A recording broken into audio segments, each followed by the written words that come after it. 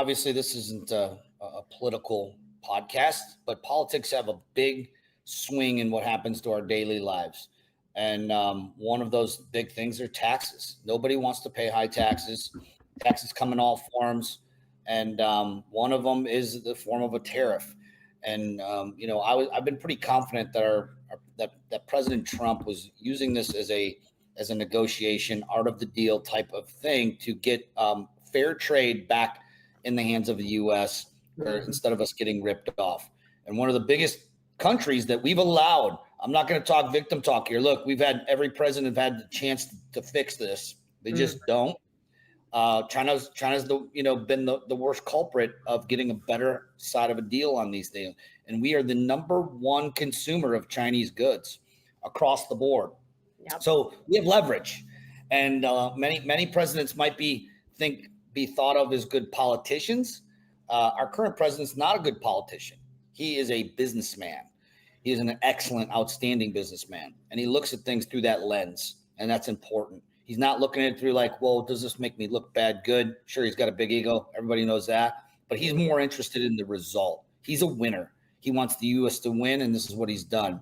So we got this 90-day pause. Builders are loving this because they are now confident. They can take a sigh of relief knowing that whatever materials they're getting, metals, whatever it is from appliances or anything that's being made in China, that at least there's not 140% additional tax put on there. So it's been a huge thing. So obviously with builders, it's going to give them confidence to build. We know that we have less inventory here. We need inventory in this country.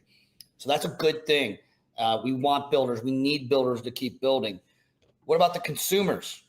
This gives consumer confidence. You don't believe me? Look at what the market did when there was an announcement before the market even opened.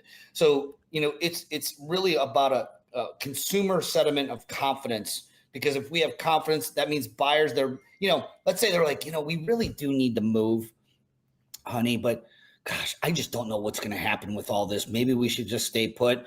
So we need that confidence in knowing that the economy's strong, job market's super strong. By the way, the rates did not come down, but that's because, Powell feels that, that the economy's strong, the job reports keep coming back strong. So that's stability, and that gives confidence to buyers to go ahead and want to buy and start looking again, and builders to keep on building.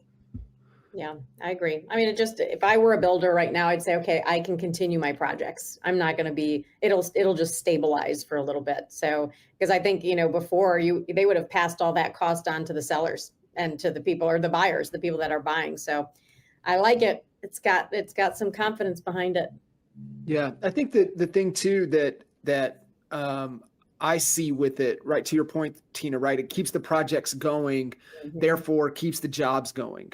Because like the ripple effect of a new construction, think of about how many jobs, right, from the the planning to the dirt to the build to the maintenance to the after effect. Just there's so many bites of that apple when one home gets built, and how many jobs that creates. So, one of the many lessons of Gary, right, was, the one thing to always pay attention to is what he would always harp is just, I don't know, tell me what jobs are happening. Who is putting new jobs in place.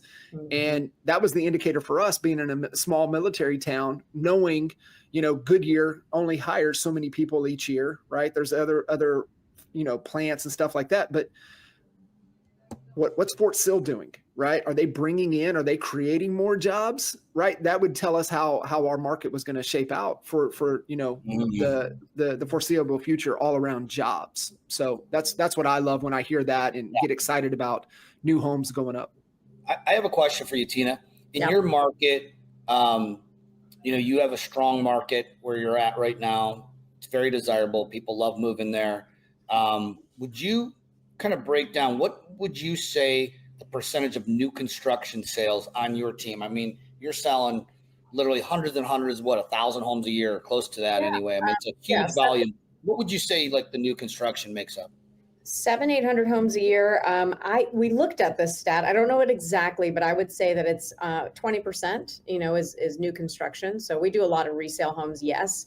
but we're in an area in Raleigh where, you drive 35, 40 minutes any direction from the center and you're in new construction land, so yeah, I mean, we've got tons of builders coming down. I just had a guy last week that was from Florida. They run this huge, massive senior housing, so 55 plus communities, and they were looking for tons of acreage just to build here. And, most people were moving from the north to Florida, and now they're coming, they call them halfbacks. So they're coming here looking for land to invest. So tons and tons of developers, just buying up land. So if you fly over, like you're in North Carolina, are you? We're in Raleigh.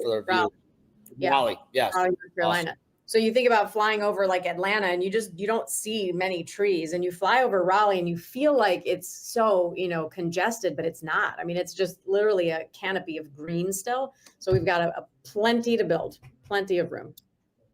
So you're moving just you're just one team and of many, many teams in the US, almost 100 new construction sales just from your group alone per year. Yep.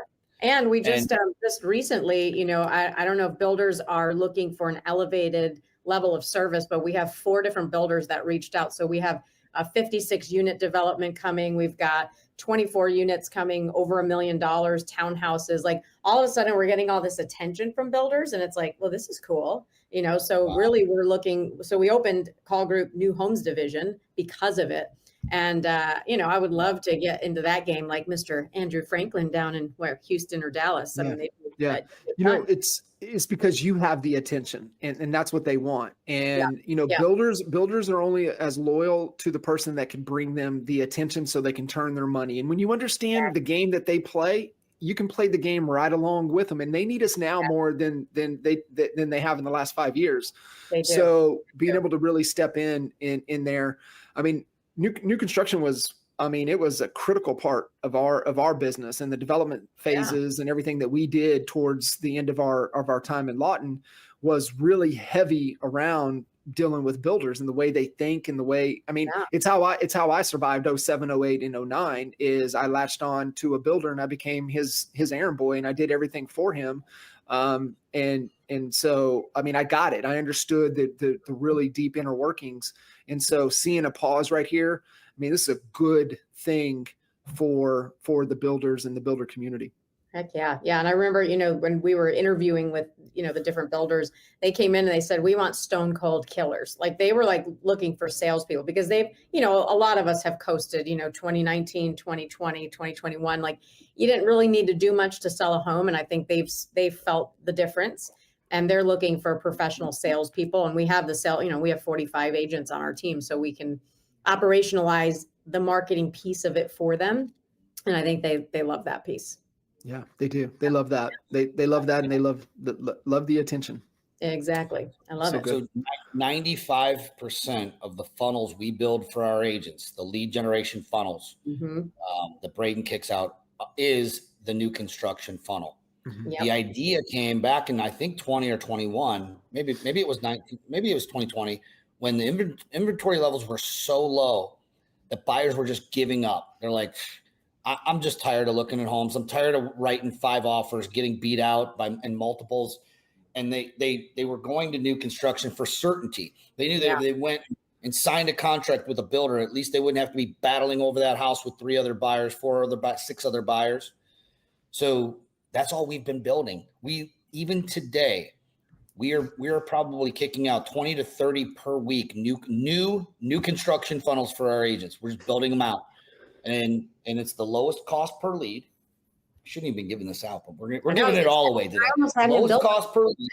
We got to get back with and it's the highest converting funnel we build. And why does it work? For the reason that I just gave you, because there are certain areas, and I don't know if it's Raleigh's one of them, but where inventory is still an issue in Dallas, and some other, really, really heavily, where there's a lot of turnover going on. Inventories levels are going up in, I guess, Florida, but there's still other areas where we're getting multiple offers. So buyers want certainty. They're looking to build. So this pause on tariffs is a good thing. So, yeah.